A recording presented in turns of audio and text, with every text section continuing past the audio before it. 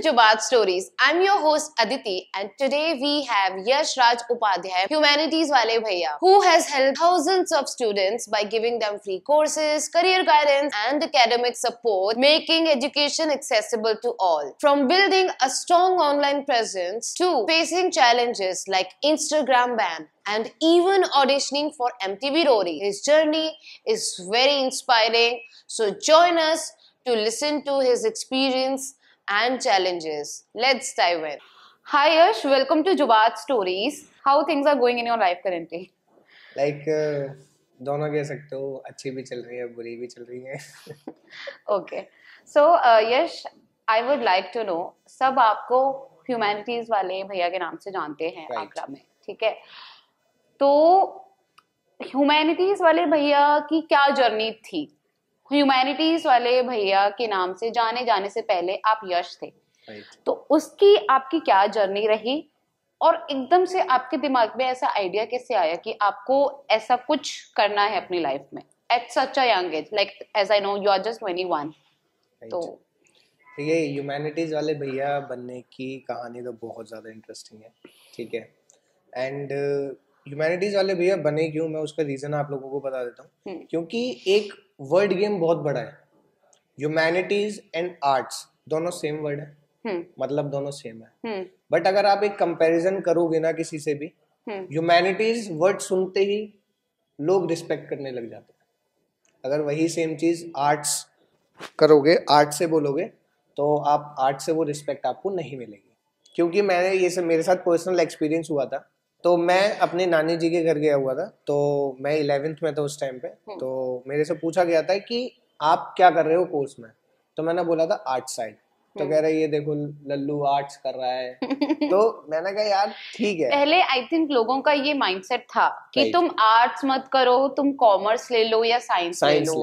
लोगों का पहला प्रेफरेंस साइंस रहता था इन कंपैरिजन टू नाउ. अभी जो प्रेजेंट है, अब फिर भी लोग आर्ट्स पे फोकस कर रहे हैं as they want to be IAS PCS बिल्कुल बिल्कुल. ऑफिसर. आज के टाइम पे तो मैं ये मानता हूँ कि मोस्ट ऑफ द स्टूडेंट्स को अगर अच्छी खासी नॉलेज है तो वो ह्यूमैनिटीज प्रेफर कर रहे हैं. हाँ, तो आपको लल्लू बोला गया उसके बाद? लल्लू बोला गया. सेम ईयर जब मैं 12th में आया, एक साल बाद हम फिर से गए. हाँ. वही सेम इंसान ने मेरे से पूछा कि लल्लू क्या कर रहा है, तो मैंने उनको बोला कि मैं ह्यूमैनिटीज कर रहा हूँ. तो दे वर लाइक शांत, कह रहे कि बहुत अच्छा है. 3 लोगों को और बोला कि उनका लल्लू तो बहुत अच्छा कोर्स कर रहा है, पता नहीं बहुत अच्छा नाम था उसका. अब उनको ये कौन समझाए कि भाई आर्ट्स और ह्यूमैनिटीज दोनों सेम था. हाँ. एंड इवन मैं जॉन मिल्टन से पास आउट हूँ, तो जॉन मिल्टन में भी सब लोग आर्ट्स आर्ट्स आर्ट्स आर्ट्स यही बोलते थे. Humanities, I am the first one जो मैंने अपने स्कूल में ह्यूमैनिटीज वर्ड बोला. तो सब ये पूछते थे भाई तू आर्ट्स क्यों नहीं बोलता, ह्यूमैनिटीज क्यों बोलता है. मैं कहा भाई फील आता है ह्यूमैनिटीज बोलने में. तो कहता है कि चल ठीक है. फिर धीरे धीरे करके हमारे स्कूल में फिर वही ह्यूमैनिटीज हो गया. बहुत मुश्किल से हमने आर्ट्स को ह्यूमैनिटीज में कन्वर्ट करा हमारे स्कूल के अंदर भी. तो that was the part. And उसके अलावा ह्यूमैनिटीज वाले भैया बनने का रीज़न ये है कि एज इन आपको भी पता है, आप अगर आगरा से देख रहे हो ये पॉडकास्ट, तो आगरा की कॉलेजेस की स्थिति सबको पता है, वो बताने की ज़रूरत है नहीं. एंड इवन आगरा के आसपास के जितने भी एरियाज हैं, इटावा, एटा, फिरोजाबाद, जितने भी आसपास के एरिया हैं, वहाँ से स्टूडेंट्स आते हैं. क्यों आते हैं? और पता है वहां पे उनका टाइम वेस्ट होता है, वहां पे उनका पैसा वेस्ट हो रहा है, just for the update. Agra की कोई भी यूनिवर्सिटी आपको ऑनलाइन अपडेट्स नहीं देती है, कोई भी नहीं देती है. मैं आपको लिख के दे रहा हूँ, अगर देती तो ये लैब तो तुम्हें पर्सनली कब देखा? बिकॉज जैसा कि मुझे पता है, आई थिंक आपने ग्रेजुएशन डीयू से की थी. राइट. और स्कूलिंग आपने लास्ट ईयर चल रही है मेरी. अच्छा, अभी आपका लास्ट ईयर चल रहा है. ओके. सो अभी आप करेंटली कर रहे हो डीयू से, तो आपको ये एकदम से थॉट कैसे आया कि नहीं अब तो मुझे यही करना? मैं बताता हूँ. आप मेरा यूट्यूब चैनल के अबाउट में जाके देखना. आज से 2 साल पहले मैंने चैनल क्रिएट करा होगा. जब मेरी 12th हुई थी, तो 12th में मैंने चैनल क्रिएट करा था. उस टाइम पे आई वाज लाइक 12th में जो मैं कोर्स सबसे अच्छा करता था वो मैं पढ़ाता था बच्चों को, जस्ट फॉर द एंटरटेनमेंट, क्योंकि मेरे को कैमरा फ्रेंडली होना था. तो मैंने चीज़ें करी. उसके बाद जब मैंने देखा, मैंने डीयू का CUET दिया था, तो उस टाइम पे बहुत ज़्यादा, उस टाइम पे नया था, फर्स्ट अटेम्प्ट था CUET का यूनिवर्सिटीज के अंदर, और मेरा भी उसी टाइम पे। तो CUET मेरे को देना था, बट मेरे पापा का कहना ये था कि तू बाहर मत जा, तू आगरा से ही कर ले। वो नहीं चाहते थे मेरे को बाहर भेजना बिल्कुल भी। उसका कुछ रीजन, पर्टिकुलर रीजन? उसका पर्टिकुलर रीजन ये है कि आप कह सकते हो कि मेरे पापा पॉलिटिशियन है, तो थोड़ा सा चीजें रहती हैं उनके दिमाग में भी, बहुत सारी चीजें रहती हैं। तो वो मना करते थे कि बाहर मत जा, हमारे से दूर मत हो तू, क्योंकि वैसे भी चीजें सही नहीं है। तो मैंने कहा ठीक है कोई बात नहीं, बट मेरे को करनी DU से ही है, ये तो फाइनल है। तो DU से आप डिस्टेंस पे कर रहे हो ग्रेजुएशन? नहीं, मैंने रेगुलर करी, बट सेकेंड ईयर में मैंने डिस्टेंस करी फॉर सम रीजंस। ओके। तो DU से करा, बट पापा ने मेरे को बोला कि तेरा DU, अब क्या है ना, सो कॉल्ड जो हमारे इंडियन पेरेंट्स हैं उनका ये मानना है अगर आपको स्कूल में एवरेज हो 60, 70, 80% हो तो आपका DU में नहीं हो सकता, क्योंकि मेरिट इतनी जाती है। अब मैं आपको ये चीज बोलना चाहूंगी, प्लीज लोगों को बताओ, जो भी परसेंटेज आपको मिल रही है 10th 12th में, it genuinely doesn't matter. I can show you my result. मेरी 10th में 64% है। मेरे को बिल्कुल बुरा नहीं लगता ये चीज बता के। मुझे बिल्कुल बुरा नहीं लगेगा ये चीज बताने में। 10th में मेरे सिर्फ 59% है। एंड 12th में मेरे 74% है। And one of the best college में मेरा एडमिशन हुआ, Hansraj. Hansraj is a very good college. And मेरे क्लास के टॉपर्स थे, उनकी बुद्धि खिसक गई थी, मतलब उनका सर चकरा गया कि यार हम लोग इतना अच्छे हैं पढ़ाई में, ये नॉर्थ कैंपस मेन कैंपस में इसका हो गया, क्योंकि मेन कैंपस में बहुत मुश्किल से होता है। Even my parents were shocked when they got to know that she got 81% in 12th. Okay. 59 से 81 बहुत अच्छा है। बिल्कुल। तो they were like कि ये कैसे हो गया? मतलब आप बोलते थे मैं नहीं कर पाऊंगी, बट मैंने कर लिया। तो you motivated me to do it anyhow. बिल्कुल। तो देखो, आप अगर ये सोच रहे हो कि आपको बेस्ट कॉलेजेस में एडमिशन चाहिए तो पढ़ाई करके ले सकते हो, ऐसा कहीं पे भी नहीं है। आपको कुछ ना कुछ चीजें करनी पड़ती हैं। हाँ। पढ़ाई है आपको, बट ऐसा नहीं है कि 10th 12th के मार्क्स आपके कहीं देखे जाएंगे, कहीं नहीं देखे जाते। कोई नहीं पूछता आपके 10th 12th के मार्क्स आगे जाके।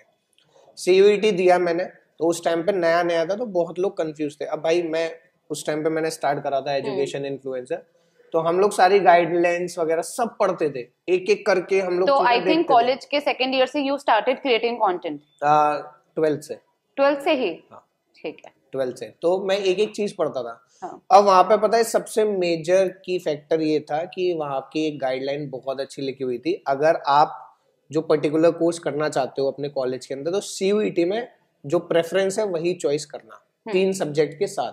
अगर आप चौथा सब्जेक्ट लेते हो तो आपको डिस्क्वालीफाई कर दिया जाएगा, साफ लिखा हुआ था ये। अब बच्चों का क्या था उस टाइम पे, जब मैंने CUET दिया था उस टाइम पे बच्चों का क्या था, अगर ये नहीं मिला ये मिल जाएगा, ये नहीं मिला ये मिल जाएगा, ये नहीं मिला ये मिल जाएगा, सारे सब्जेक्ट सेलेक्ट कर लेते। तो वो लोग ऑलरेडी डिस्क्वालीफाइड हो गए। मैंने सिर्फ 4 ही सब्जेक्ट सेलेक्ट करे जो मेरे को चाहिए थे, वही करे। मेरा फर्स्ट लिस्ट में नाम आया, जबकि मेरे कम परसेंटेज थे, फिर भी। क्योंकि कितने थे? मेरे परसेंटाइल आई थी कुछ 89-90 के आसपास, जो CUET का रिजल्ट था, परसेंटाइल में आता उस टाइम पे 89-90 था। ओके, CUET में। तो जब ये चीज हुई तो डिस्क्वालीफाई वाले पहले ही निकल गए, हम लोगों को चांस मिला, मेरे को हंसराज कॉलेज मिल गया। बट ह्यूमैनिटीज वाले भैया ऐसे बना कि जब मेरे फादर साहब ने ये बोला था कि आप DU जाने चाहो चले जाना, बट एक बैकअप में ले लो, एडमिशन इधर लेके रख लो, भले ही आप जाना मत कॉलेज। तो मैंने कहा फालतू में क्यों 2 जगह फीस देनी है। कह रहे कोई बात नहीं, हम दे रहे हैं, तुम करो। मैंने कहा ठीक है। मैंने फॉर्म फिल करा, आगरा कॉलेज का, आगरा यूनिवर्सिटी का फॉर्म फिल करा, सेंट जॉन्स का फिल करा। मेरे को सब में एडमिशन मिल रहा था आराम से, बहुत आराम से। बट प्रॉब्लम ये थी कि यार अपडेट नहीं मिल रही थी कहीं पे भी। अगर मैंने आज फॉर्म फिल करा है तो मेरे को ना तो मेरिट लिस्ट का अपडेट, ना किसी चीज का अपडेट आ रहा। तो मैं क्या है, डेली आते जाते मैं भी बहुत परेशान हो गया। अब वहां पे मैं देख रहा हूँ लोग दूर दूर से आ रहे हैं। मेरे को अभी भी वो सीन याद है, मैं आगरा कॉलेज में मेरिट की पता करने गया था, एंड वहां पे 4-5 बच्चे इटावा या एटा से कहीं से थे। वो बहुत ज्यादा फ्रस्ट्रेटेड थे। वो ये कह रहे थे यार क्या कॉलेज है ये, मतलब एक अपडेट के लिए हमें इतनी दूर से पैसे खर्च करके आना पड़ता है, पूरा दिन निकल जाता है, फिर घर वालों की अलग चीजें सुनो। तो मेरे दिमाग में आया यार ये इतने दूर से जब आ रहे हैं इनका पैसा भी खर्च हो रहा है, क्यों ना आप उस गैप को फिल करो बाय बीइंग अ ह्यूमैनिटीज वाले भैया। ओके, तो सबसे पहले जो मेरी पुरानी ऑडियंस है वो जानती है कि सबसे पहले मैंने अपने तो you became a bridge between students and the colleges. Okay, तो मैंने सबसे पहले अपडेट्स देना ही स्टार्ट करा था कॉलेजेस की। सबसे पहले अपडेट्स ही मैं देता था कि मेरिट लिस्ट आई या नहीं आई। वो वीडियोस आज भी पड़ी हुई है मैंने देखी है। हाँ, तो मैं अपडेट्स देखा था। उसके बाद फिर धीरे धीरे मेरा डीयू में हो गया, तो मैं डीयू की तरफ भी शिफ्ट हो गया कि डीयू की भी अपडेट्स देने लगा। तो सारी चीजें हुई, तो ऐसे करके ह्यूमैनिटीज वाले भैया का जन्म हुआ ऑन सोशल मीडिया। ओके, तो I think it's been more than 4 years।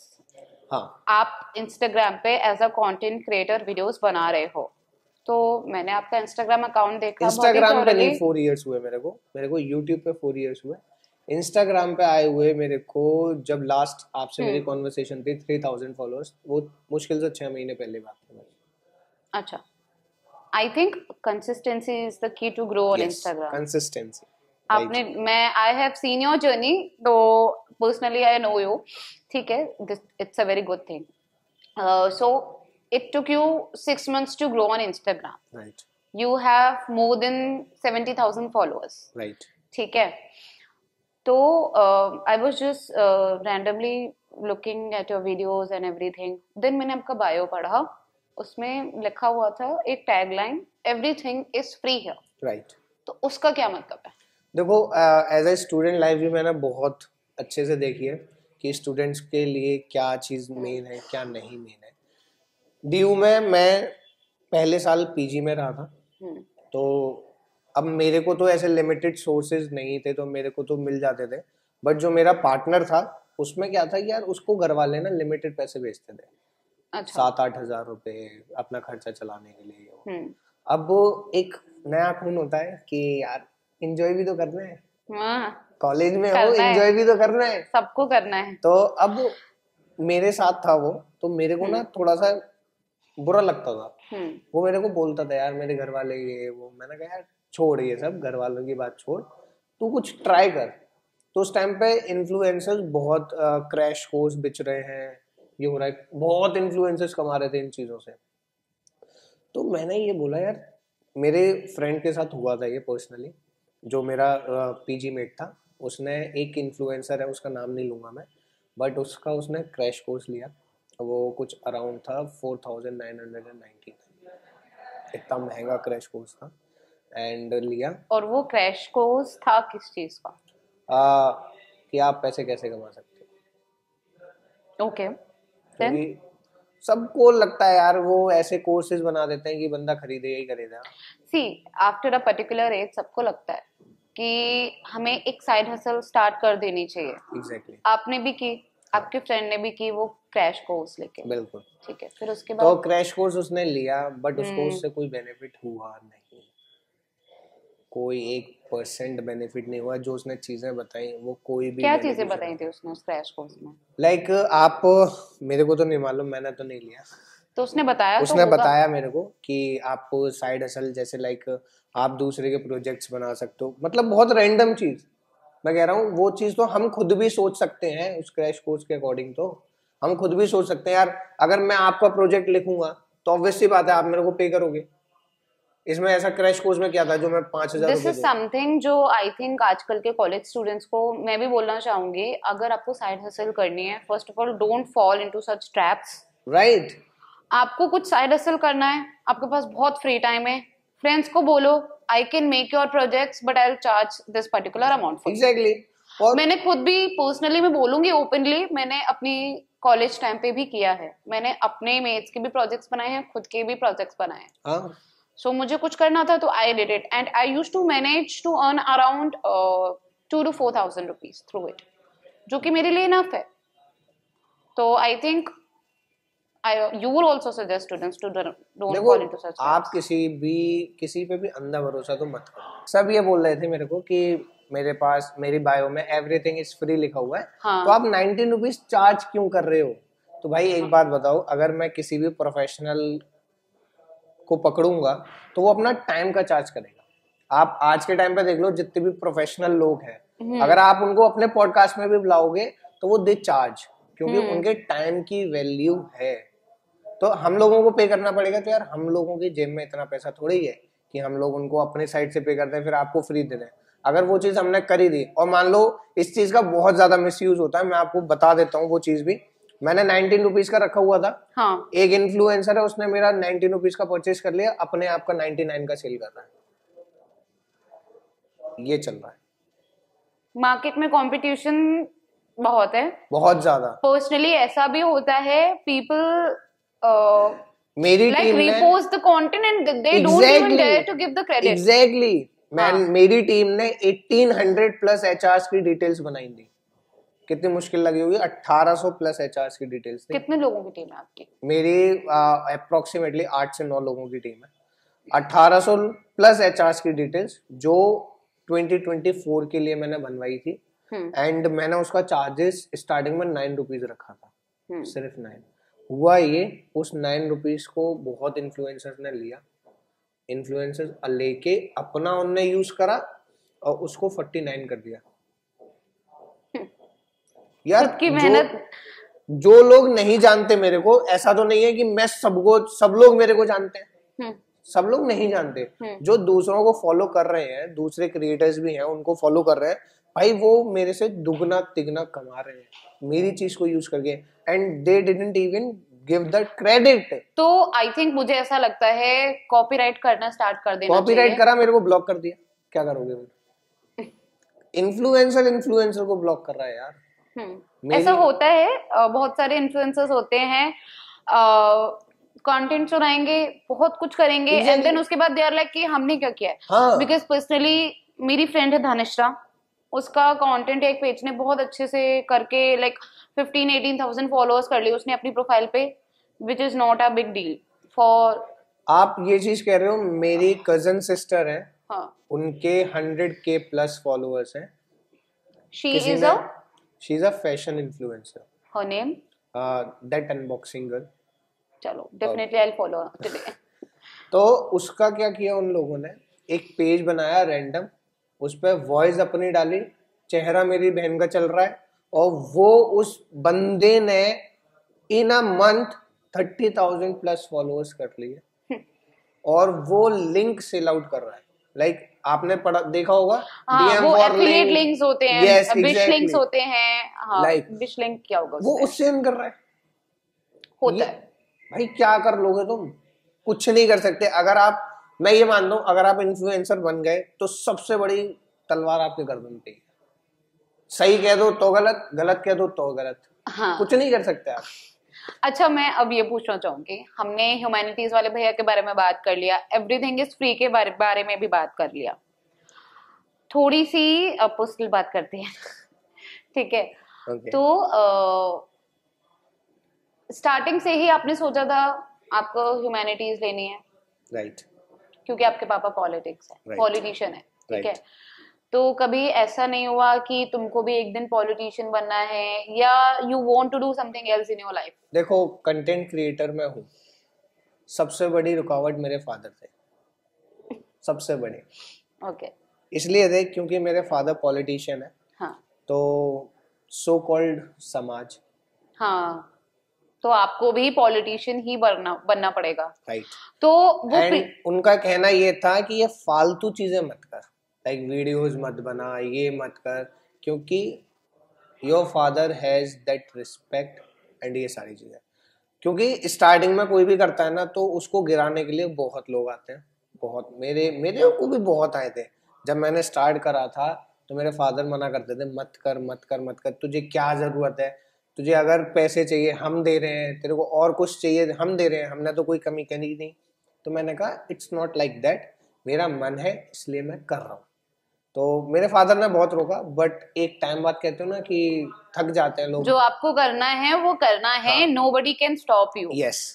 तो मैंने जब स्टार्ट करा तो स्टार्टिंग में बहुत मजाक बना, मेरे खुद के फ्रेंड्स ने मेरा मजाक बनाया, स्कूल में मेरा मजाक बना कि भाई वीडियो बनाता है क्या है। उस टाइम पे मेरे को आज भी याद है कि मेरे 1000 सब्सक्राइबर्स थे, सबसे पहले मैंने यूट्यूब भी स्टार्ट करा है, 1000 अभी सब्सक्राइबर्स कितने हैं। हैं? अभी मेरे YouTube पे है 50K plus subscribers. Great, and but I think YouTube मैंने अभी छोड़ फॉर रखा है। That I couldn't found out the channel. Actually क्या है कि YouTube मैंने अभी बंद कर रखा है। इस वजह उसके बहुत सारे रीजंस हैं YouTube बंद करने के, क्योंकि मेरा 2 बार टर्मिनेट कह रहा हूँ, 2 स्ट्राइक ऑलरेडी पड़ी हुई है, जो कि रैंडम किसी ने मास रिपोर्ट करके लगा दी है। और अगर मेरी एक गलती हो, मेरा पूरा चैनल बनी बनाई मेहनत सब गायब। तो इसलिए अभी मैंने वो शांत के लिए छोड़ रखा है। अभी वीडियोस वगैरह नहीं जा रही उस पर, इसलिए नहीं मिला होगा। तो मेरे फादर ने मेरे को बहुत रोका, बट मैंने करा। अगर मैं वो स्टेप नहीं लेता तो शायद मैं आज आपके सामने बैठा ही नहीं होता। ठीक है, फिर जब एक पॉइंट पे आके होता है ना कि आपको पता चल जाता है कि आपके अंदर कितना पोटेंशियल है, आप क्या चीज कर सकते हो, क्योंकि आपको नहीं मालूम कि आपको सोशल मीडिया पे क्या करना है। आप ऐसे नीश डिसाइड नहीं कर सकते हो कि यार हमने ये नीश डिसाइड कर ली, हम अब यही करेंगे। आपको जनता बताती है कि आपको क्या करना चाहिए, क्योंकि ओवरऑल देखेंगी वही। आपका कंटेंट आप बना के खुद नहीं देखोगे, जो जनता आपसे जुड़ी हुई है वो देखेगी, तो वही आपको कंटेंट बताती है। जो आज के टाइम पे चल रहा है, जॉब मैं आप लोगों को बता रहा हूँ या मैं आपको ये सारी चीजें बता रहा हूँ, वो जनता के है। मम्मी ने कभी कुछ नहीं बोला कि? Mummy always support me. Mummy दीदी भी सपोर्ट करती है मेरे को, बस थोड़ा सा मेरा father that means the philosophy is right कि माँ साथ है तो सब कुछ है। हाँ एग्जैक्टली, डेफिनेटली। एंड सबसे बड़ा सपोर्ट मेरे को इधर लाने में मेरी मम्मी। पापा का भी है, ऐसा नहीं है पापा का नहीं है। पापा थोड़ा सा फेवर में नहीं थे। फेवर में नहीं थे। एंड आज के टाइम पे सबसे ज्यादा फेवर मेरे कंटेंट को मेरे फादर करते हैं। हर चीज से बचाते वही है मेरे को। कुछ भी अगर ऐसा कुछ हो जाता है कंटेंट से रिलेटेड, रिसेंटली कंट्रोवर्सी किसने बताया? किसने बचाया? मेरे फादर ने मेरे को बचाया। ओके, उसके बारे में भी बात करेंगे। तो आई थिंक मुझे ऐसा लगता है लोगों को करना वही चाहिए जो उनका मन करता है। क्योंकि अगर आपको कोई बोल रहा है कि आप ऐसा कर लो, आप कर तो लोगे, बट आप उसमें अपना 100% नहीं दे पाओगे। The way you are able to give your 100% into the thing which you wanted to do always. Like मुझे भी था कि मुझे कंटेंट क्रिएशन करना है या मुझे ऐसा करना है, but my mother is always like तुम IAS PCS के लिए तैयारी करो, तुम बैंक के लिए तैयारी करो। Give the perfect example. After 12th मेरे फादर ने मेरे को एक कंपनी ओपन करके दे दी मेरे नाम पे, फैक्ट्री, सो कॉल्ड फैक्ट्री। तो मेरे फादर ने 12th के बाद वो करके ओपन करके बोल दिया कि यार ये चीज तुम देखो। मैंने ये बोला था, हमेशा से मेरा जॉब करने का कोई मूड नहीं था, ना मैं जॉब कर सकता, बट हाँ बिजनेस ही करना था स्टार्टिंग से। हमारा बिजनेस बैकग्राउंड है, तो हम लोग बिजनेस के अलावा नहीं देख सकते। बिजनेस ओपन करा, सारी चीजें हो गई, बट जो मजा मेरे को एक वीडियो क्रिएट करने में आता था वो मेरे को वहां पे नहीं आ रहा था। तो आप कहीं ना कहीं आपको पता चल जाता है, आपके फादर को भी, मेरे फादर को पता चल रहा था कि इंटरेस्ट नहीं ले रहा मेरा लड़का। तो उस चीजों को हमने थोड़ा सा, मैंने भी कुछ कॉम्प्रोमाइजेस करे, उनने भी करे, तो फिर मेरा ये कंटेंट क्रिएटर रेगुलर रहा। ठीक है। तो जब आपका मन नहीं है, आप किसी, मैं तो ये कहूंगा, देखो बुरा लग रहा है सुनने में, पेरेंट्स अगर देखेंगे तो मेरे को पकड़ के मारेंगे, आप अपनी चीजें मत थोपो। एंड बच्चों प्लीज, आप अगर ये सोच रहे हो कि यार हम अपने पेरेंट्स की रिस्पेक्ट करके उनकी चीजें कर लेते हैं, प्लीज मत करो। क्योंकि अगर आप ये चीजें अपने ड्रीम्स का गला मत घोटो एंड आप 100% नहीं दे पाओगे उनकी चीजों पे, क्योंकि उनका और हमारा जो गैप है वो बहुत ज्यादा है। उस टाइम पे आप कह सकते हो कि हार्डवर्क चलता था, एंड इस टाइम पे हार्डवर्क नहीं चलता, स्मार्ट वर्क चलता है। हमने आपकी जर्नी के बारे में तो सब कुछ जान ही लिया है, आपने बता दिया how things work, everything is free, वो भी जान लिया। उसकी जो कंट्रोवर्सी थी उसके बारे में भी बात कर ली। तो अब बात करते हैं समथिंग अबाउट जो सभी का एक सपना होता है। After an age like after 16 और 17 सब MTV देखते हैं, टीनेज होती है, ठीक है। तो सबका एक सपना होता है एज अ टीनेजर कि मुझे रणविजय सिन्हा से मिलना है या मुझे प्रिंस नरूला से मिलना है, क्योंकि क्या मतलब ये मेरा रोडीज वाला पार्ट पूछना चाह रहे हो? एग्जैक्टली मैं थोड़ा सा मतलब उसी के बारे में पूछना चाहती थी। सो for many inspiring teenagers who want to be in these shows. Okay. उनको आप क्या गाइडलाइंस देना चाहोगे या क्या टिप्स देना चाहोगे कि वो ऐसे शोज में या कुछ ये गाइडलाइंस फॉलो करें? Also do let us know कि वो किस बेसिस पे कंटेस्टेंट्स को सिलेक्ट करते हैं फॉर द शो. ओके, देखिए बहुत मेजर पॉइंट्स हैं इसमें. पहली चीज कि अगर आप ये सोच रहे हो कि आप एक इन्फ्लुएंसर होके उनको आपसे एडवांटेज है, भूल जाओ. ऐसा कुछ नहीं है. कुछ नहीं है भाई, उनके पास पॉपुलैरिटी आपसे 10 गुना ज्यादा है. वो लोगों को बना रहे हैं, आप उनको नहीं बना रहे हो. तो ये कहीं पे भी जरूरी नहीं है कि आपके पास फॉलोअर्स होने चाहिए, आपके पास लाइक ऑडियंस होनी चाहिए, समवेयर होनी चाहिए, बट इतना कोई नीड है नहीं. क्योंकि अगर आप अभी की बात करोगे तो बहुत सारे प्रीवियस आपने शोज देखे होंगे जिनके फॉलोअर्स 2-2, 3-3 हजार भी होते हैं, बट वो सेलेक्टेड कैंडिडेट्स होते हैं. आफ्टर दैट शो उनके फॉलोअर्स बढ़ते हैं. ठीक है, तो पर्सनालिटी ज्यादा कुछ मैटर करती नहीं है, आपका कम्युनिकेशन मैटर करती है. कम्युनिकेशन मैटर करती है, आप किस तरीके से बात कर रहे हो, आपकी अंडरस्टैंडिंग मैटर करती है. क्योंकि रियलिटी शो एक ऐसा शो है, मैं आपको बता देता हूँ, रियलिटी शो एक ऐसा शो है जो प्रॉपर एक परफेक्शन के साथ जाता है. रियलिटी शो में बिल्कुल रियलिटी होती है. जो ये बोलते हैं ना कि यार स्क्रिप्टेड है, समवेयर स्क्रिप्टेड होता है, बट टोटली स्क्रिप्टेड नहीं होता है. आपको सिर्फ ये चीजें बताई जाती है कि आज ये होगा, तो आपको अपने हिसाब से डिसाइड करना है कि आपको करना क्या है. लोग बोलते हैं स्क्रिप्टेड, इतना स्क्रिप्टेड कुछ भी नहीं होता है. स्क्रिप्टेड होता है बट ऐसा सच स्क्रिप्टेड नहीं होता है. ठीक है, अब मैं बात कर लेता हूँ आपके पूछने से पहले, और जो पॉडकास्ट देख रहे हो उनको पता होगा कि यार रोडीज जैसी चीज में आप सेलेक्ट कैसे होते हो, उनका सिलेक्शन क्राइटेरिया क्या है. हाँ. मैं आपको एक परफेक्ट एग्जांपल के साथ समझाता हूँ कि मैं जीडी में गया था. तो जीडी 1 मेरा जो हुआ था, दिल्ली वाला नहीं, पुणे वाला बात कर रहा हूँ मैं. पुणे में जो मेरा जीडी हुआ था उसमें एक बैच में 25 पीपल्स होते हैं.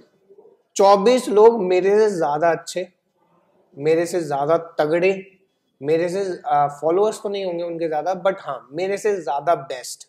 ठीक है, कॉन्फिडेंस थोड़ा लो हुआ, कॉन्फिडेंस लो हुआ था, बट उस कॉन्फिडेंस को मैंने एक एडवांटेज में ले लिया. फिर मैंने दूसरी चीज मैं बताता हूँ आपको, अगर आप ज्यादा ओवर एक्टिंग करोगे आपकी धज्जियां उड़ जाएंगी पूरी टीवी पे आके. मैं वो भी चीज बताऊंगा कि किसकी उड़ी है, वो आप समझ जाओगे जब शो आएगा. क्योंकि एक कंट्रोवर्शियल कंटेस्टेंट था जिसने ये बोला था कि मैंने अपनी बहन को मार दिया. हाँ, मतलब उनको ये लगता है कि ये चीज बोल के चलो आप जीडी 1 क्लियर कर लोगे, जीडी 2 क्लियर कर लोगे. और रीजन क्या था? कि उसको दूसरी जात से शादी करने दी.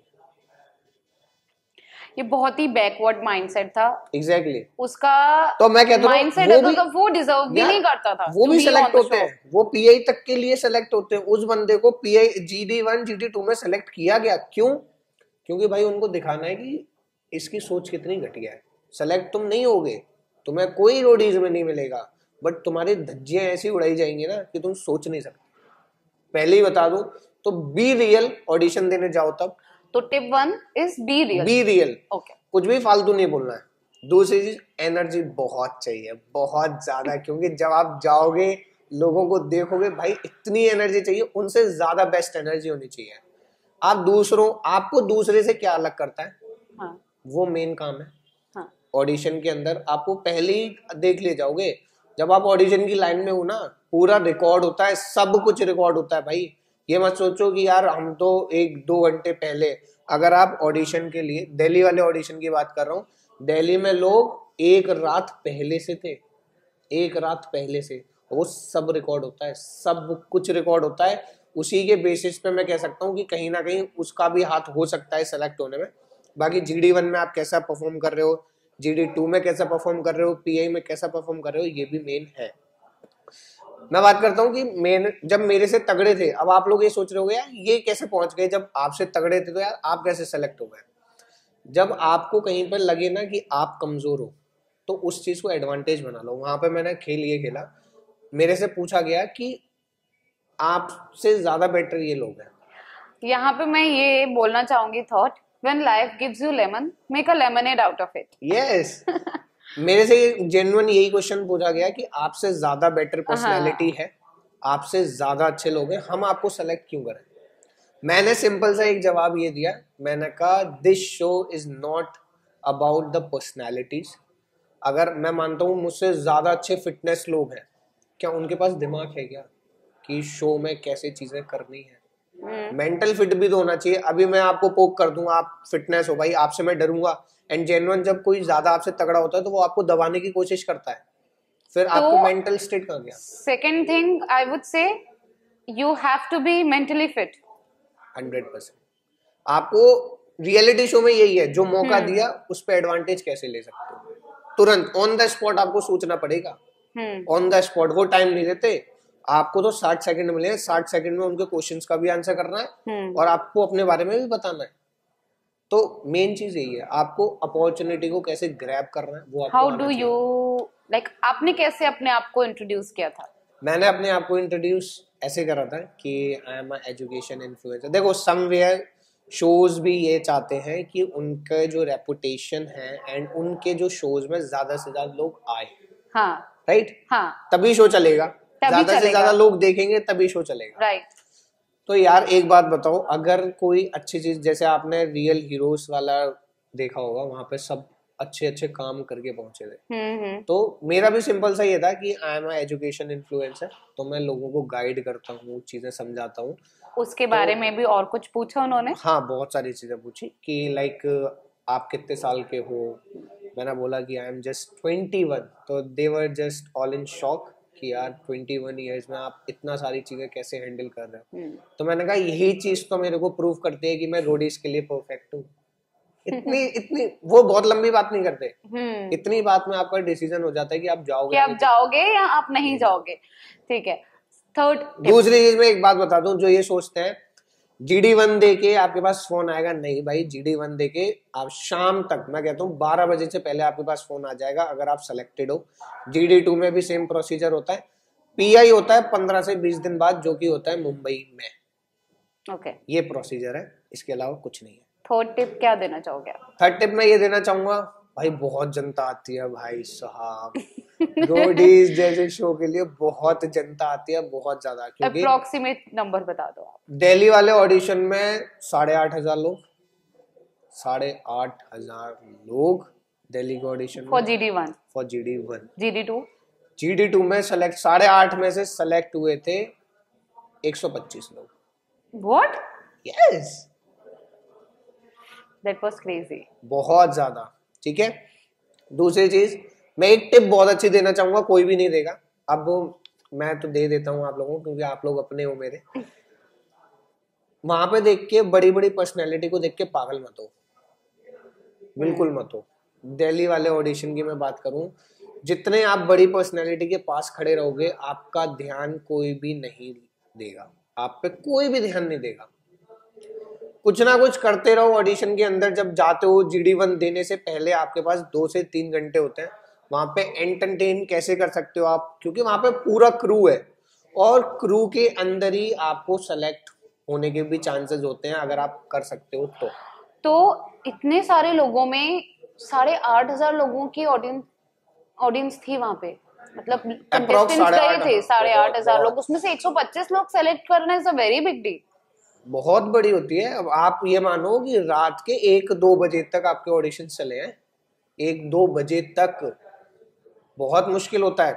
बाकी मैं तो यही कहूंगा, देखो यार, जितना ज्यादा पूरे GD से पहले तक एंटरटेन कर सकते हो और GD में एंटरटेन कर सकते हो, करो, तभी सेलेक्ट होने के चांसेस है। अदरवाइज आप घर पे बैठो, बड़ी पर्सनैलिटीज को देख के ये मत सोचो यार हमारा तो सपना था इससे मिलने का या ये वो, क्योंकि वहां पे पूरा क्रू होता है, पूरा रोडीज का क्रू होता है जो आपको हर एक चीज आपकी एनालाइज करता है। बड़े बड़े कैमरेज, हर चीज कैप्चर होती है यार, हर चीज। 15 दिन जब PI में आप जाओगे ना, तो वो 15 दिन में यही चीज देखी जाती है कि कौन सेलेक्टेबल कैंडिडेट है, कौन नहीं है। ये सारी चीज। और GD1 GD2 के बाद कितने लोग PI के लिए सेलेक्ट होते हैं?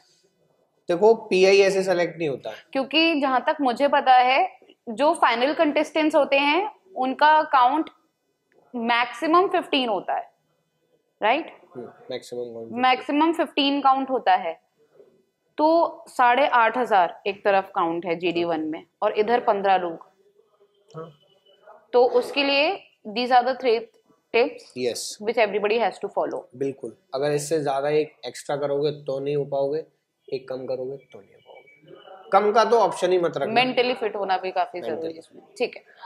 सो इसके बारे में बात कर ली, बहुत सारी चीजों के बारे में we have already had words regarding your journey, regarding your father support behind your career and everything. अब आते हैं कंट्रोवर्शियल और चैलेंजेस वाले पार्ट पे। जैसा कि हम सभी को पता है, कुछ टाइम पहले, नॉट कुछ टाइम पहले, बट जब मैंने आपको रीच आउट किया था for this podcast, just after 2 or 3 days your account got banned. yes तो लाइफ में इसके अलावा भी बहुत सारे चैलेंजेस आए होंगे, क्योंकि एक तरफ अगर एप्रिसिएशन मिलता है तो ट्रोलर्स ट्रोल भी करते हैं, हेट भी मिलता है, बहुत सारी चीजें होती हैं। आपने उन चीजों को कैसे फेस किया? How did you handle all of this? और आपने उस चीज का सोल्यूशन कैसे निकाला? Because now I think your account is back after so much of struggles and all of the thing. तो उसके बारे में आप मुझे बताइए। ना तो किसी से एप्रिशिएशन लो, ना किसी से बात करो। पहली चीज ये समझ लो, अगर आपने जो सोच लिया वो करो, क्योंकि एप्रिशिएशन आपके चेहरे पे है जब वो आपसे बात कर रहे हैं। पीठ पीछे कोई नहीं चाह रहा कि आप आगे बढ़ो, कुछ भी नहीं। इवन मैं ये कहता हूँ कि ये बहुत हार्श रियलिटी है, जो समझ जाओ तो ज्यादा बेटर है। अपनी सक्सेस कि आपके इतने फॉलोअर्स हो गए, इतने वो हो गए, मैंने गलती करी है, मैं बता रहा हूँ, कभी मत बताओ किसी को भी, कोई नहीं चाहता। मेरा इंस्टाग्राम अकाउंट पता है क्यों गया था? उस पर मास रिपोर्टिंग हुई थी। क्यों? उसका रीजन पसंद नहीं था। आपको एक चीज मैं बताता हूँ, मेरी कंट्रोवर्सी के बाद एक पॉडकास्ट हुआ था, जो पॉडकास्ट आज तक लाइव नहीं हुआ, आज तक। आपकी कंट्रोवर्सीज के बारे में हुआ था वो पॉडकास्ट? मेरी हमारी कंट्रोवर्सी जो चली थी उसके बाद एक पॉडकास्ट हुआ। उस कंट्रोवर्सी के बारे में कुछ बताइए। कंट्रोवर्सी के बारे में कुछ कॉलेजेस से रिलेटेड था हमारी कंट्रोवर्सी, क्योंकि हमारा मानना ये था कि अगर कोई भी कॉलेज आप जा रहे हो, आप 70-80 हजार रुपए बढ़ रहे हो, तो यार उसका रिटर्न भी तो मिलना चाहिए। जॉब्स भी तो आपको उस तरीके की मिलनी चाहिए। राइट। नहीं मिलेगी तो जाने का क्या फायदा है? तो कंट्रोवर्सी उसके ऊपर था। वो पॉडकास्ट आज तक नहीं आया। एंड आफ्टर दैट पॉडकास्ट जो हमारा हुआ था, उसके बाद काफी लोगों के मुंह से मैंने, आप लोगों ने आगरा, आप तो आगरा के क्लब में बहुत पहले से हो, इन्फ्लुएंसर्स वाले, कभी भी मैं देखा हूँ आपने क्लब में मैं आया हूँ या कुछ भी हो? उसका रीजन है क्योंकि मेरा अकाउंट एकदम से आया। मैं टू बी वेरी ऑनेस्ट, मैं चार्जेस और इन्फ्लुएंसर से ज्यादा करता हूँ हर चीज का। कितना? अच्छा, फॉर वन रील मिनिमम बता दो। देखिए, डिपेंड करता है कौन कितना दे सकता है।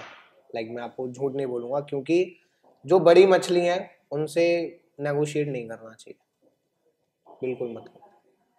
उनको नेगोशिएट नहीं करने देना चाहिए अपने आप से, राइट? उनको अपने आप से नेगोशिएट। मेन चीज आपने फिर भी नहीं बताई। देखो, अप्रोक्स मैं बताता हूँ। अभी फिलहाल मैं अपने स्टार्टिंग कैसे हुई थी? स्टार्टिंग मेरी ऐसे हुई थी कि कितना चार्ज किया था फॉर फर्स्ट रील? मैंने चार्ज करा था कि अप्रोक्स एक H&M की ड्रेस आ जाएगी, फॉर फर्स्ट। जब मैंने 3 to 4,000 अप्रोक्स कह सकते हो। ओके। और मैक्सिमम राइट नाउ मैं ये कह सकता हूँ कि हाँ, अगर मैं कर रहा हूँ किसी का प्रमोशन या किसी से कोलैबोरेशन, तो मैं एक दिन में, अगर आज मेरे पास प्रमोशन है तो मैं जाके एक आईफोन ला सकता हूँ। ओके, ठीक है। सो जैसा कि आपने मुझे बताया कि आपकी एक कॉलेज से कंट्रोवर्सी हो गई थी, राइट, जिसमें आपने ये पॉइंट हाईलाइट किया था कि बच्चे जो कॉलेज की फीस पे कर रहे हैं, राइट, उनको वो उस वैल्यू का जो लाइक जो उनको प्लेसमेंट मिलनी चाहिए, जो वो प्रॉमिस करते हैं at the time of admissions, वो चीज फुलफिल नहीं कर रहे थे. बिल्कुल. There are many things that I don't think so we can talk about here right. Directly, but आप इनडायरेक्टली वो चीजें बता सकते हो. इनडायरेक्टली सिंपल सा क्वेश्चन ये है, बहुत अंडरस्टैंडिंग चीज़ ये है कि 2 साल से एक ही इंसान का बिल बोर्ड अगर चलेगा तो मैं क्या समझूंगा उसको, क्या प्लेसमेंट नहीं हो रही. मैं आप ही की बात करूं, आपका कॉलेज हो, सेम स्टूडेंट का आप 2 साल से बोर्ड चला रहे हो. बोर्ड मतलब एडवर्टीजमेंट, बिल बोर्ड जो हाँ. आप लगाते हो, हाँ. 2 साल से सेम इंसान का चलाने का मतलब क्या है? मतलब क्यों? मैं समझी नहीं आपकी बात. मैं ये कह रहा हूँ कॉलेज गारंटी करता है कि हम प्लेस करते हैं बच्चों को 99%. 99%. बट ऐसा जब नहीं है. 99% आप प्लेस कर रहे हो तो ये इंसान इस साल भी प्लेस हो गया, ये इंसान इस साल भी, मेरे कुछ नहीं समझ आया क्या यार. अगर प्लेस हो रहे हैं बच्चे, सेम स्टूडेंट के बारे में दे आर टेलिंग एवरीबडी कि चेंज करो ना आप, और उसमें जाओ हर सेशन के, हर बैच के. जैसे सेशन 2024-25 है, सेशन 2023-24 है, उसके प्लेसमेंट के बच्चे तो चेंज होने चाहिए ना. आप बड़ा बड़ा बोर्ड पे लगा रहे हो सेशन 2023-24, भाई 24-25 वाले कहाँ है? आपने वो चीज नोटिस की? यस. तो फिर आपने क्या किया? फिर मैंने सिर्फ एक क्वेश्चन पूछा था कि अगर प्लेसमेंट हो रहे हैं तो कहाँ है डेटा. हमारी टीम ने प्रॉपर रीच आउट करा है कॉलेजेस को. ऐसा नहीं है कि हमने रीच आउट नहीं करा है, प्रॉपर रीच आउट करा है. हमने उनको कमियां बताई है कि हम लोगों को ये कमियां दिख रही हैं, आप अगर ऐसा नहीं है तो आप हमारे को बता दीजिए, हमारे को डेटा दे दीजिए, हम लोग उसको करेक्ट कर देते हैं. मेरी कंट्रोवर्सी हुई थी एक कॉलेज के साथ, जिन लोगों को पता है बहुत अच्छी बात है, नहीं पता तो आप इंस्टाग्राम पे जाके देख लेना. मेरी कंट्रोवर्सी सिर्फ एक बात पे हुई थी, वो ये थी कि बच्चों का प्लेसमेंट आना चाहिए. मैं हमेशा बच्चों के साइड हूँ और हमेशा रहूंगा, क्योंकि बच्चा पैसा भरता है और उसका रिटर्न उसको मिलना चाहिए. अगर इवन मैं भी अगर कहीं पे इन्वेस्ट करूंगा ना 70 से 80 हजार रुपए, तो मैं भी ये सोचूंगा कि आफ्टर 2 to 3 years मेरे को अप्रोक्सीमेटली 20,000 पर मंथ का रिटर्न मिले. तो वो रील एग्जैक्टली क्या थी? रील एग्जैक्टली ये थी, प्लेसमेंट का प्रोमिस करके आप प्लेसमेंट नहीं दे रहे. उसके बाद और क्या हुआ? प्लेसमेंट दे रहे हैं, मैं ये नहीं कह रहा नहीं दे रहे, प्लेसमेंट दे रहे हो. कितनी की दे रहे हो यार? 10,000 12,000 पर मंथ. एक सीरियसली इतना फुद्दू तो कोई भी नहीं है. फिर उसके बाद आपने क्या एक्शंस लिए? उसके बाद एक्शंस लिए और आज के टाइम पे अच्छा है सब हो रही है.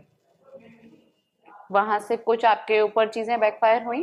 बैकफायर 101%. ऐसा हो सकता है क्या हुआ था एग्जैक्टली? बैकफायर ये हुआ था, मेरे पे एलिगेशन लगाए गए काफी ज्यादा.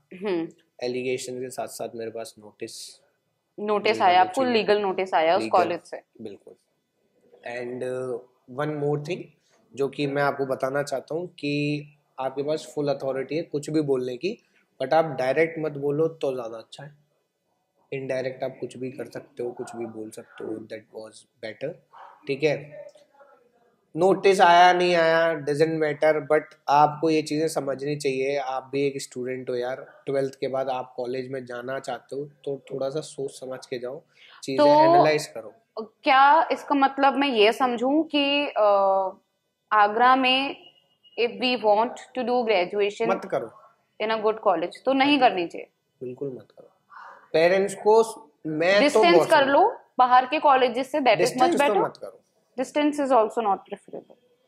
देखो पढ़ाई इकलौती ऐसी चीज मैं मानता हूँ जिससे आप बहुत अच्छा कर सकते हो. आपके हाथ में अगर आपके पास पढ़ाई है तो आप कुछ भी कर सकते हो.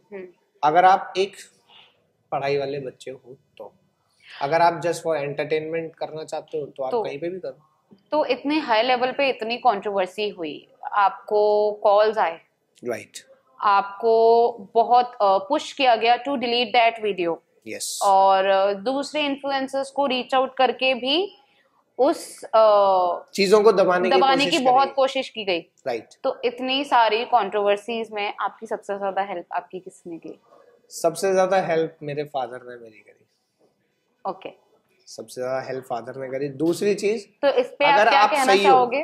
अगर आप सही हो फादर के साथ साथ, वो तो फादर वाली चीज दूसरी है, बट मैं एक चीज बात बता देता हूँ, अगर आप सही हो तो कोई आपका बाल विवाह का नहीं कर सकता।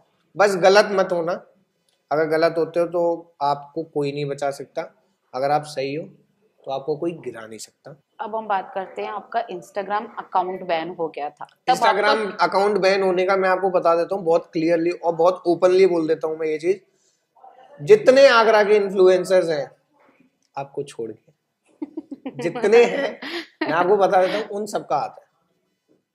उन सबका हाथ है? सबका हाथ है। ऐसा क्यों? ऐसा क्यों? क्योंकि एक इन्फ्लुएंसर्स मीटअप हुआ था, ठीक है, सबका नहीं, सॉरी सबका नहीं, एक इन्फ्लुएंसर्स मीटअप हुआ था जिसमें मेरे फ्रेंड्स, कुछ मेरे ऐसे भी फ्रेंड्स हैं जो काफी क्लोज हैं, इन्फ्लुएंसर्स ही हैं, वो अब उनको नहीं मालूम ना, मैंने कभी ऐसे रिवील करा हुआ कि यार ये मेरे फ्रेंड है, मैं इसको जानता हूँ, ये वो, हमें जरूरत नहीं पड़ती कभी।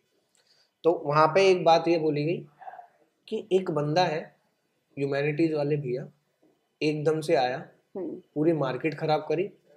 एट दैट टाइम जब मेरे 3000 मार्केट खराब करी, हाँ मैं बताता हूँ, फॉलोअर्स से ज्यादा चार्जेस करना, मतलब अगर मैं ये मानता हूँ फॉलोअर्स, एक अप्रोक्स बात कर रहा हूँ, मेरी बात नहीं हो रही है, अप्रोक्स बात कर रहा हूँ कि 3000 फॉलोअर्स हैं, तो कोई इंसान अगर आपसे 4000 चार्ज करे तो और इन्फ्लुएंसर्स की जल के, और सामने वाला वो पे करे, पर्सन आपको पे करे तो दूसरे इन्फ्लुएंसर्स को जेलसी होने लगती है कि इसको कैसे मिल गए, मुझे क्यों नहीं। राइट।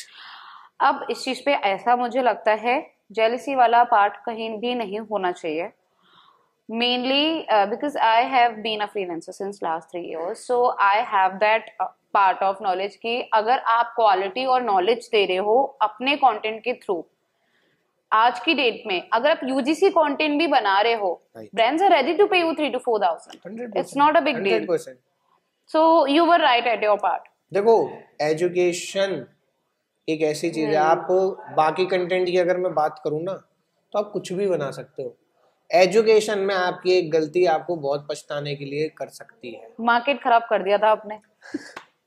देखो मार्केट तो मैंने खराब नहीं करा था, जितनी मेहनत एक एजुकेशन इन्फ्लुएंसर को करनी पड़ती है ना, दूसरों को नहीं करनी पड़ती।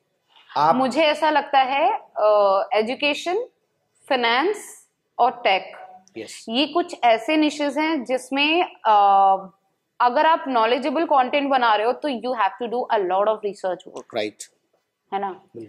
तो इन सारी चीजों को साइड में रख के वापस आते हैं अपनी बात पे। आपके दोस्तों ने ही बोला कि आपने मार्केट खराब कर दी है, उसके बाद आपका रिएक्शन क्या था when you got to know this? मेरा रिएक्शन ये था यार, मैंने उनको पहले तो समझाने का ट्राई करा, मैं कहा यार मेरी चीजों में मेहनत है, बहुत है, चीजों में बहुत मेहनत है, मैं दिखती भी थी, इसलिए 6 months में you were able to grow yourself from 3,000 followers to 70,000 followers, and definitely अगर मेरा अकाउंट बैन नहीं होता तो अभी मैं 100K प्लस होता, क्योंकि पर डे मेरी फॉलोइंग का अगर मैं डैशबोर्ड बताऊं तो 2 to 3,000 पर डे मेरे बढ़ते थे। ओके, वो तो कुछ चीजें, तो उसके बाद आपका अकाउंट बैन हो गया, खत्म था मेरे लिए तो सब, मैं तो खत्म हो गया था।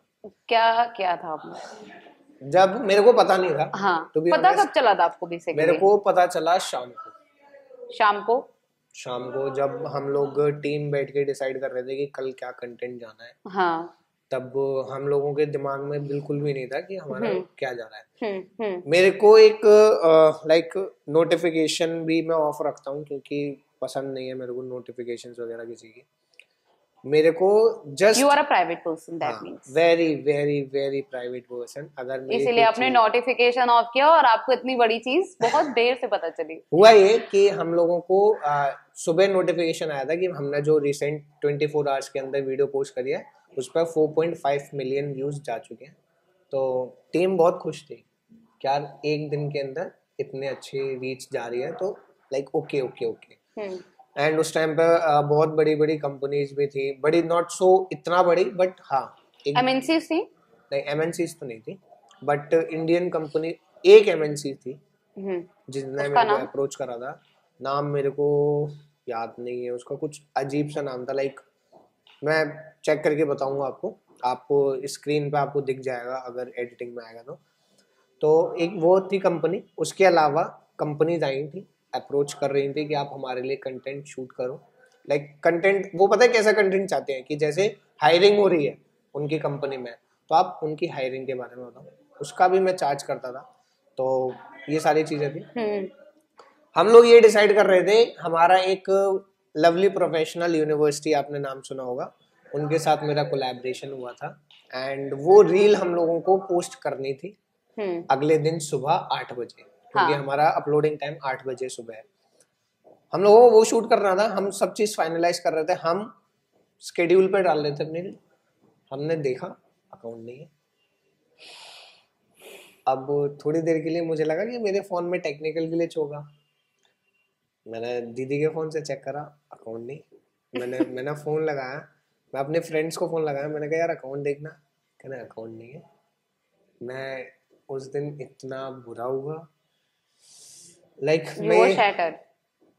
मैं कह रहा हूँ कि वो वीडियो बनाई ना बनाई सब एक बराबर हो गई। अंदर से ये मान लो मैं रो गया था।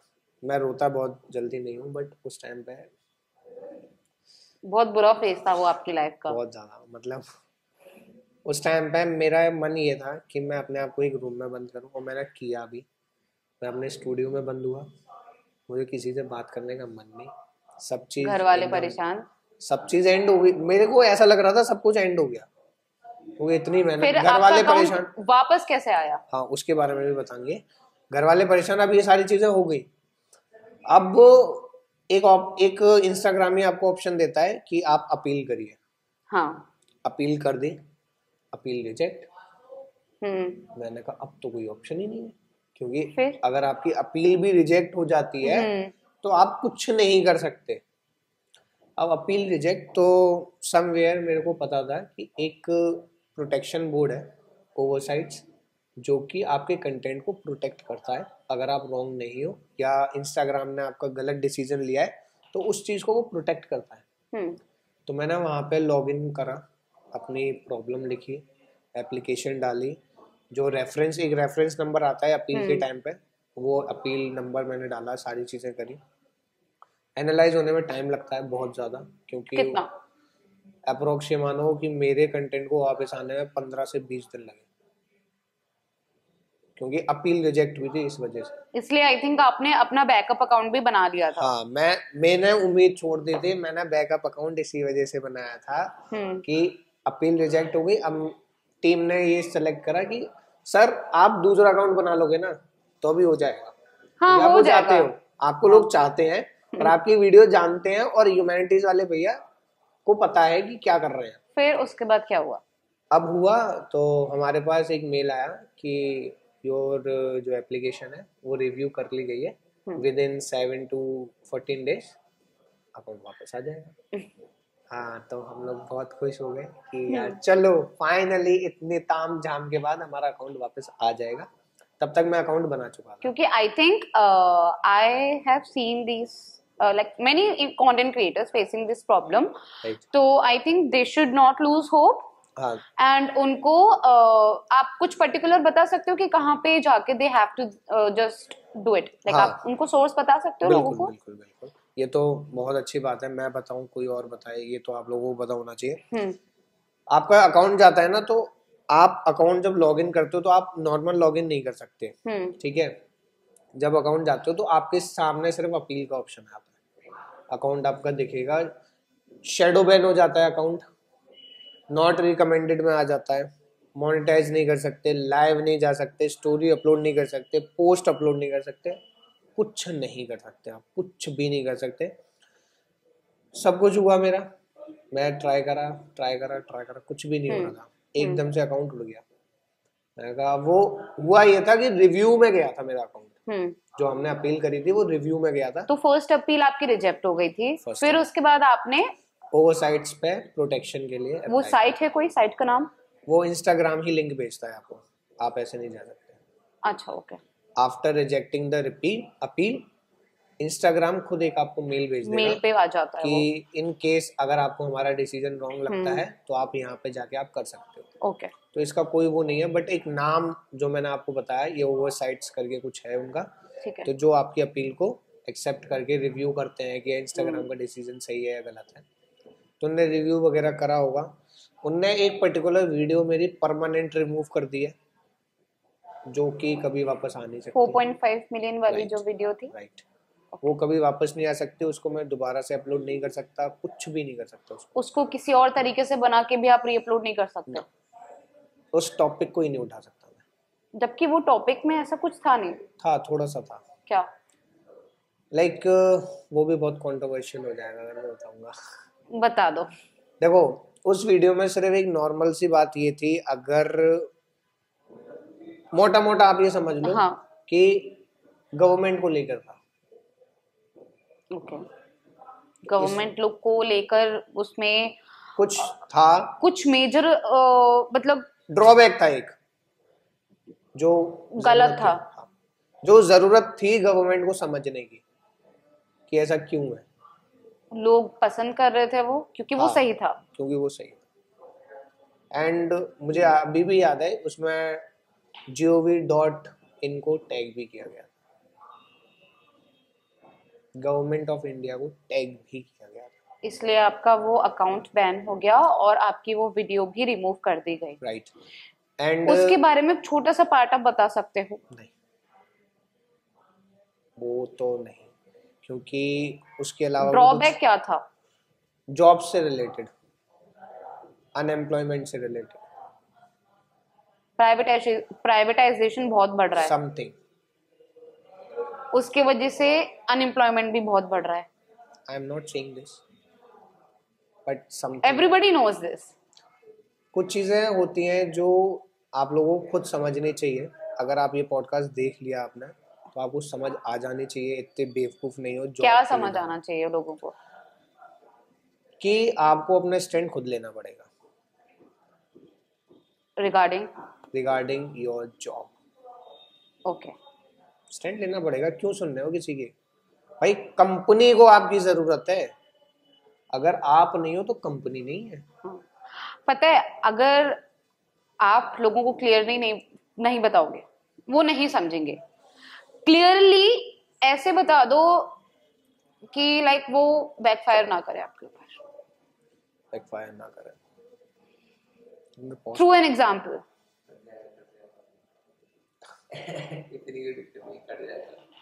ओके, तो देखो, थ्रू एन एग्जाम्पल अगर मैं आपको एक चीज समझाना XYZ, राइट।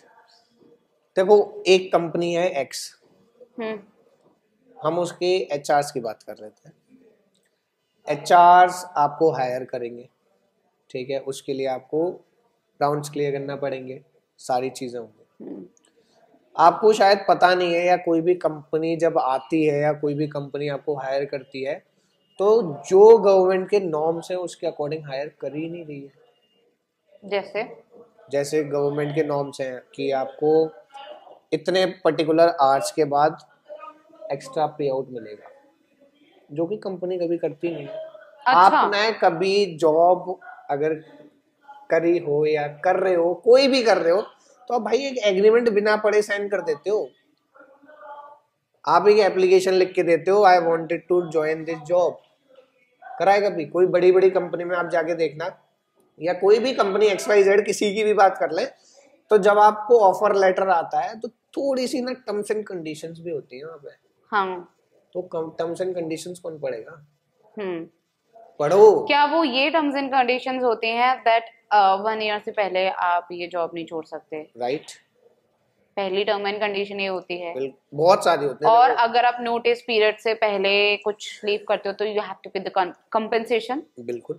और companies against the rules and regulations, taking care about anything, वो हद से ज्यादा कंपेंसेशन चार्ज करती हैं एम्प्लॉयज उसमें से। एक मोस्ट ऑफ द कंपनीज, पता है अब तो ये करने लगी है कि अगर आप कंपनी की उनकी बुराई करते पकड़े जाते हो, हाँ, तो अभी आपको कंपनसेट करना पड़ेगा, जो कि इररिलेवेंट है। इररिलेवेंट है। मुझे नहीं पसंद भाई, मैं तो बोल सकता हूँ। हाँ, क्यों ना बोलूं? मुझे कोई इंसान नहीं पसंद, मुझे कोई कंपनी का करने का तरीका नहीं पसंद, मैं क्यों ठीक है, नहीं बोलूं? तो इससे मेरे दिमाग में एक क्वेश्चन आया है जो कि आई थिंक आज के कॉर्पोरेट में काफी लोग फेस करते हैं. For example, there is an XYZ company okay, and they are not paying you your salary since last 3 months. तब आप क्या एक्शन ले सकते हो? आप उनको बहुत प्यार से लीगल नोटिस भेज सकते हो, बहुत प्यार से. Is there any particular website? Not a website. आप किसी भी एडवोकेट के पास जा सकते हो एंड आप उनसे ये बोल सकते हो कि यार हमारी सैलरी रुकी पड़ी है. Because और आज 3 की साल डेट का में वेट लोग करना बहुत क्यों सफर है? कर रहे हैं. 3 साल का वेट करना क्यों है यार? गवर्नमेंट ने तो नॉर्म्स निकाल रखे हैं, 6 मंथ से ज्यादा कोई सैलरी नहीं रोक सकता. ओके. 6 मंथ से ज्यादा आपकी सैलरी नहीं रुक सकती. कहाँ जी रहे हो यार? और अगर रुकी गई तो आप लीगल नोटिस भेज दो. 6 मंथ से ज्यादा. ठीक है, तो बैक ऑन आवर ट्रैक. आपकी जर्नी, आपकी चैलेंजेस, आपके लाइफ के बारे में, आपकी कंट्रोवर्सीज के बारे में, आपकी सोशल लाइफ के बारे में, सबके बारे में जान लिया.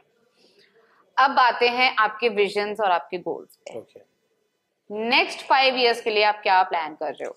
नेक्स्ट 5 इयर्स के लिए मैं प्लान ये कर रहा हूँ.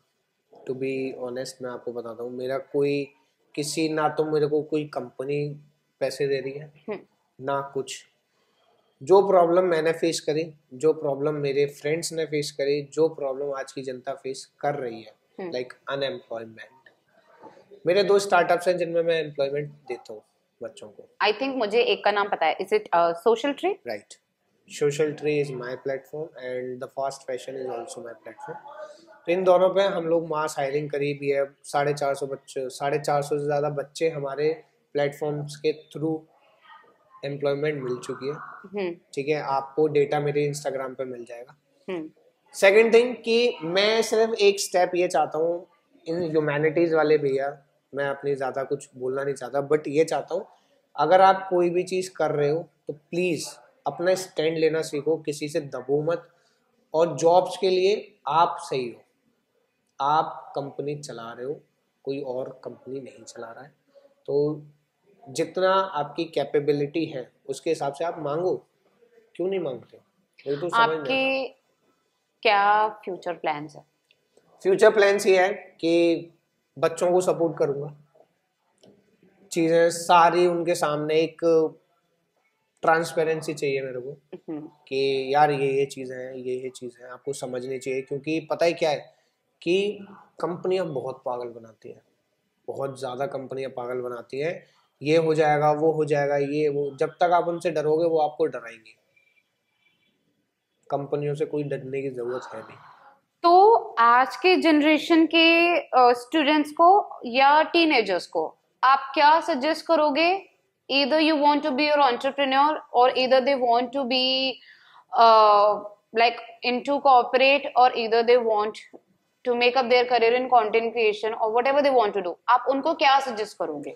मैं सजेस्ट ये करूँगा, गवर्नमेंट ने इतनी अच्छी चीज़ें निकाल रखी हैं, MSME, there are lot of schemes जो आपको फंड करती हैं. फंडिंग का इशू है भाई, उनसे लो. ठीक है, फंडिंग का इशू है, उनसे लो. आप थोड़ा थोड़ा अपना एक, भले ही जॉब कर रहे हो बट एक स्टार्टअप अपने साथ रखो. बट स्टार्टअप भी ये नहीं यार कि ये कर लेते हैं जो सब लोग कर रहे हो. आपको वो चीज़ फाइंड करनी पड़ेगी जो नहीं है.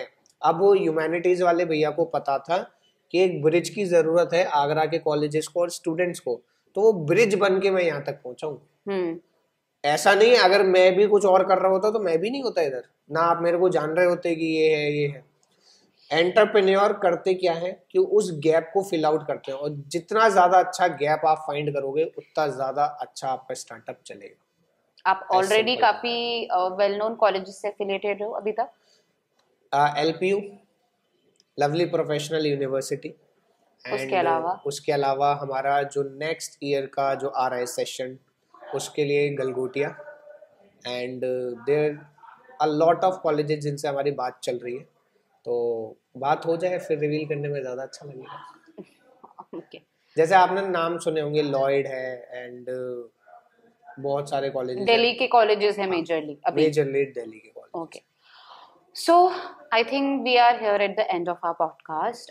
Thank you so much for giving us your time, your precious time, and telling our audience about how they can face challenges, आपने मुझे बताया बिल्कुल। कि एक पॉइंट ऐसा आता है जब आप बिल्कुल एकदम शैटर्ड हो जाते हो, but you should not lose hope, right, you should stand up, pat your back and be ready to face the challenges. डरो मत, be yourself, mentally fit रहो। बिल्कुल। ठीक है, तो आप बच्चों को या आज की जनरेशन को क्या एडवाइस देना चाहेंगे? एडवाइस के लिए ये चीज है कि मैं एडवाइस सबसे बेस्ट ये देना चाहूंगा कि आजकल के जो पेरेंट्स ने बच्चों के ऊपर जो प्रेशर क्रिएट कर रखा है ना कि आपको पैसा कमाना है, ये करना है, ओवरऑल उन लोगों ने मोटिवेशन बना दिया है पैसे को।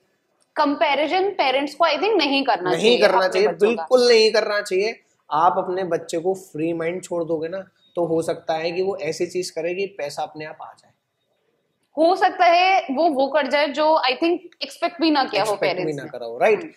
एंड एक बहुत मेजर चीज ये है कि कोई भी काम आप अगर किसी प्रेशर में या कुछ भी चीज ऐसे करके कि आपको वही चीज चाहिए तो वो चीज कभी उस तरीके से नहीं हो पाती जिस तरीके से आप चाहते हो।